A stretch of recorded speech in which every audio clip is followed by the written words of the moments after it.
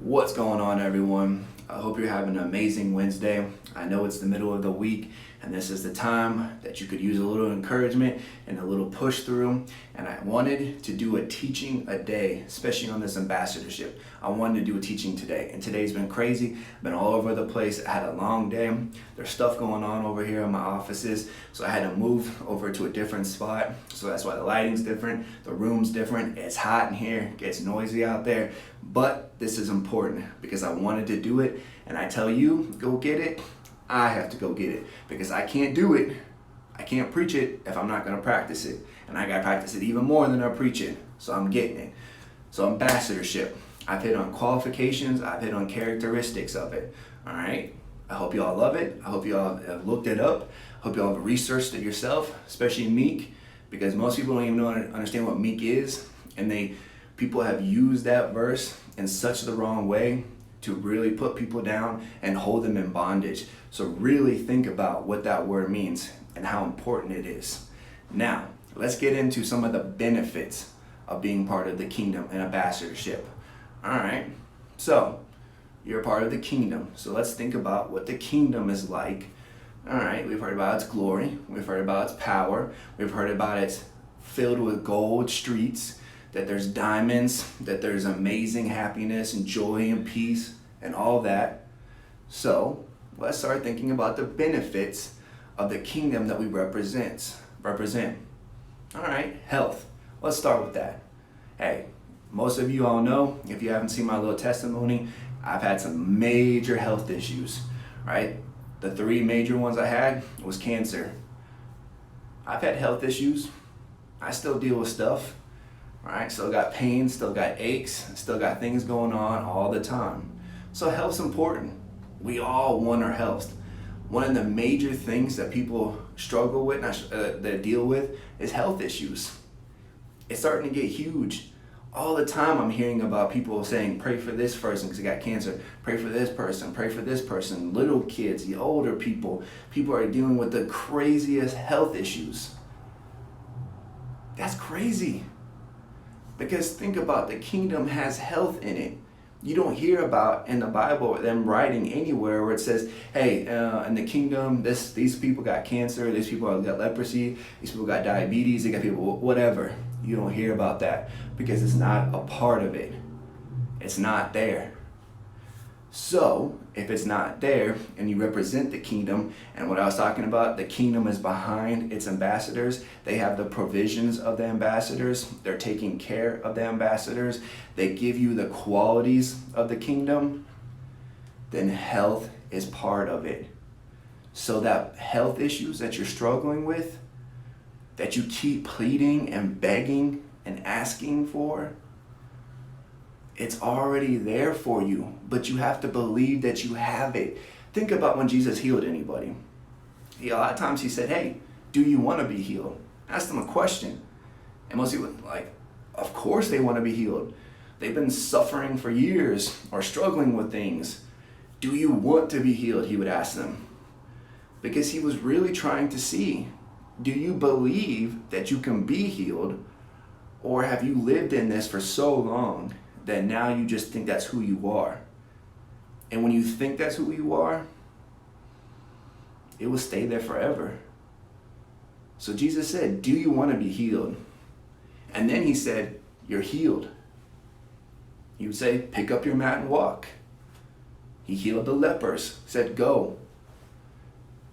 He told them, they went, but they had to believe it. They had to accept it and not worry that he was going to come back. You don't hear in any of the gospel, them talking about, okay, Jesus healed this person and 6 months later we saw them and now they were back being sick again. I don't remember reading that. Could be wrong, but I don't remember reading that. And Jesus even said, these aren't miracles. These aren't miraculous signs. This is the kingdom. He was saying this healing is the kingdom. He would always say the kingdom of heaven is like, the kingdom is near. And then he would heal people, saying, hey, look, this is what the kingdom is, healing. Y'all have a healthy life. Y'all are back to normal. This is what the kingdom is. And we don't believe it today.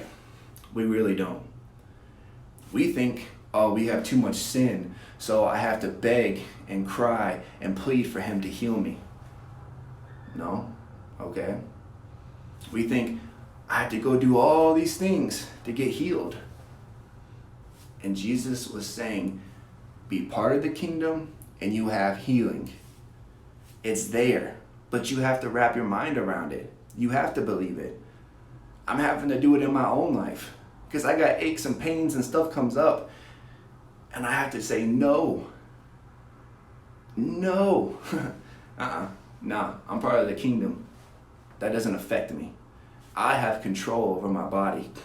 I have control over what comes against me, and it's not going to take me. So change your mindset on your healing. Believe you have healing and stop asking for it. Start thanking him that you have it. And even when you have aches and pains or something comes up or whatever, say, nope, no. I thank God for my healing. I thank you, Jesus, for healing me.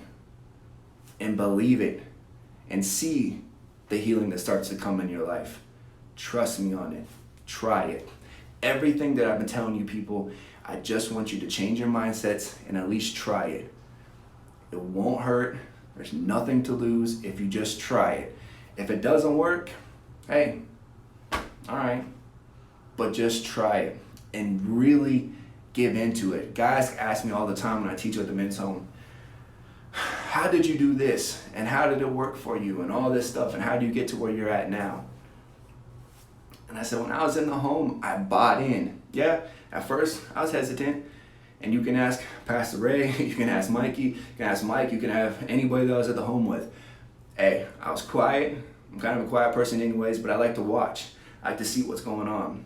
And I took some time and I watched and I pay attention and I look and I see. And then I was like, okay, I'm gonna get into this 100% because I got nothing to lose. At least if I give into it 100% and after the 9 months, nothing works. Hey, I can at least say I tried, and I can get people off my back, and I can say, hey, I did, I tried this God thing. So I bought into it. I tried to do everything I could to learn. I started to seek counsel from my leaders, and I tried to do my best. And I trusted God, and I said to him, hey, you say you're real? I always believed he was real. But I say, you said you're real. You said you don't mind being challenged. I challenge you. Show me something in this 9 months. Obviously, you see it worked because look where I am now.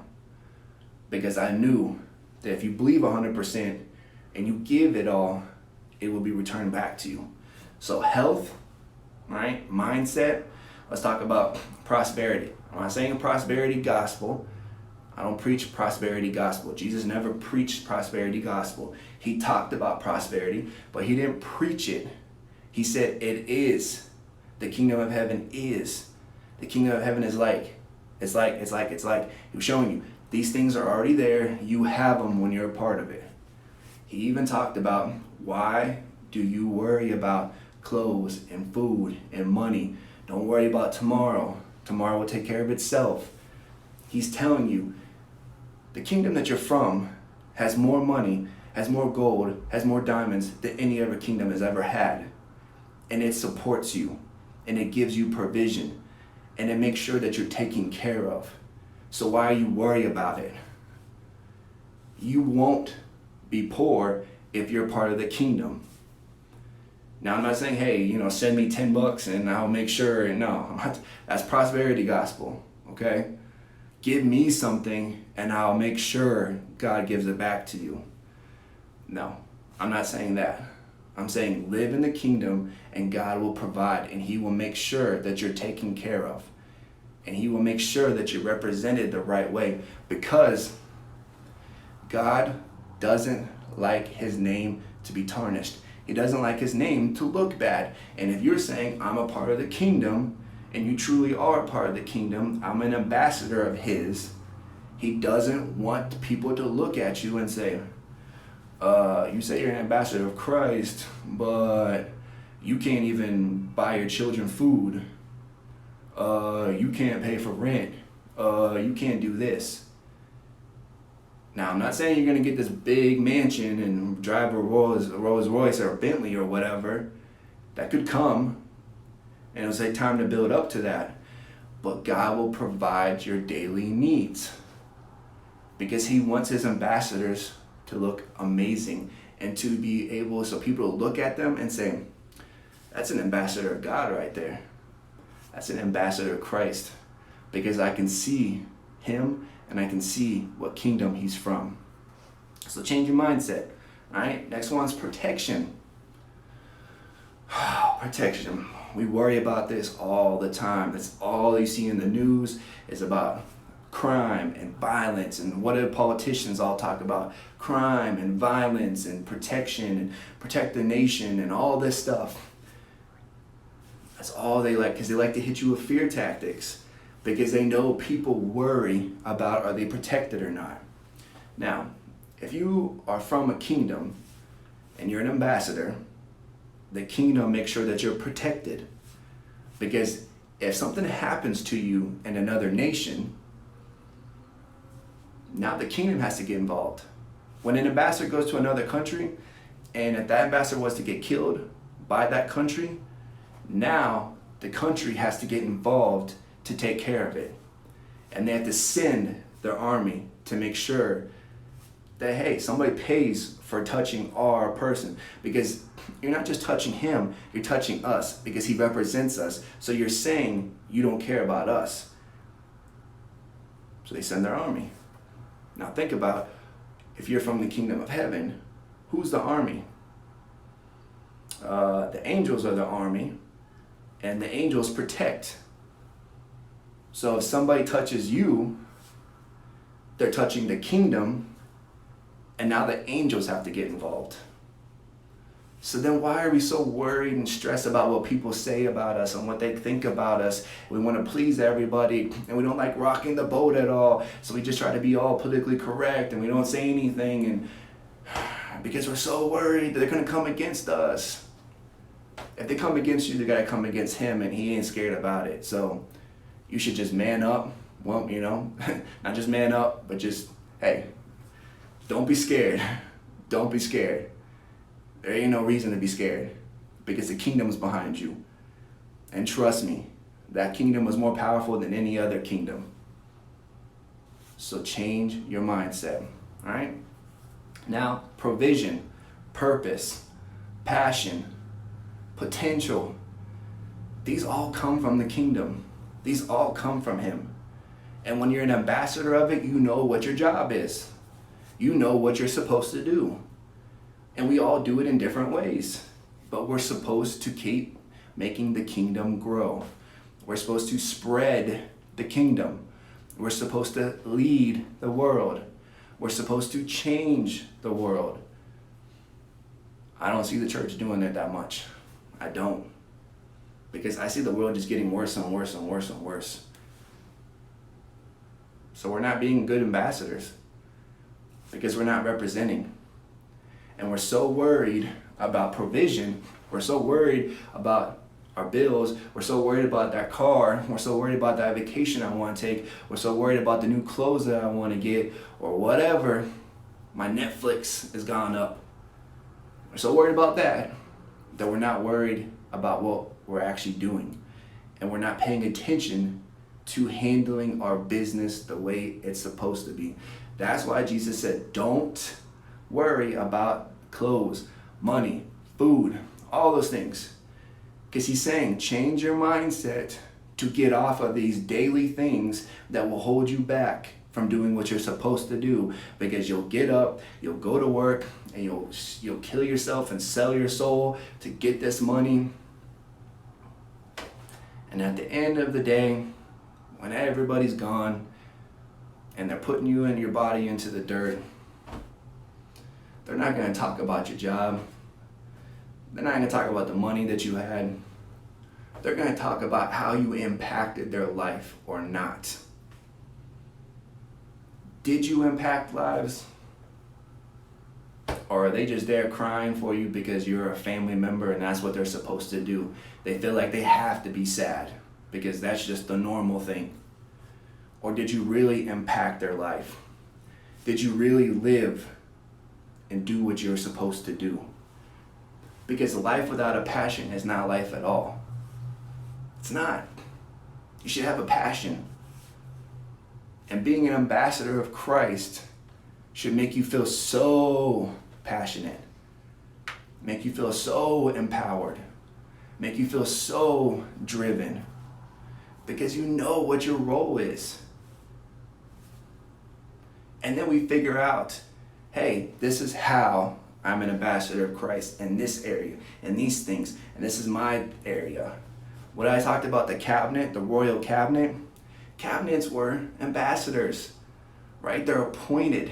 They're given that position by the higher up. They're giving it to them.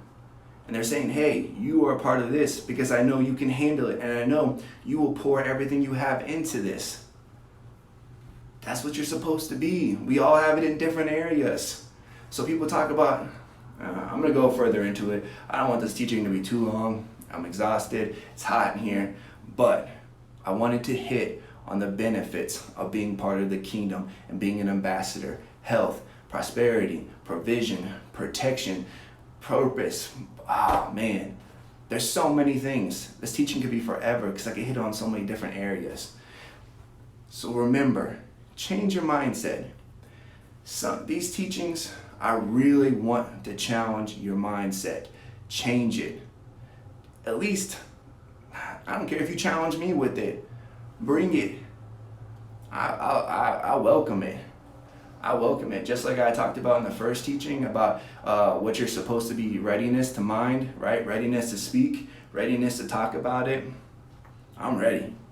Trust me, I'm ready. So I'm waiting. Bring questions, bring challenges. I welcome all challenges. So change your mindset and start believing that you're part of the kingdom, and that even if you don't see it today, even if you don't see it tomorrow, even if you don't see it a couple weeks from now, you know that you are. And when you know that you are, it will start to come. You will start to see it. God doesn't change his word for nobody, and he doesn't like his glory to look bad. He wants you to know his glory, so he wants you to see it in everything that you do, and he wants other people to see it too. He wants people to see his creation and that his creation is amazing. So change the way you think and start living like an ambassador. Have a great Wednesday. I can't wait for the next teaching. Like I said, send me questions, send me concerns, whatever. I love it. God bless.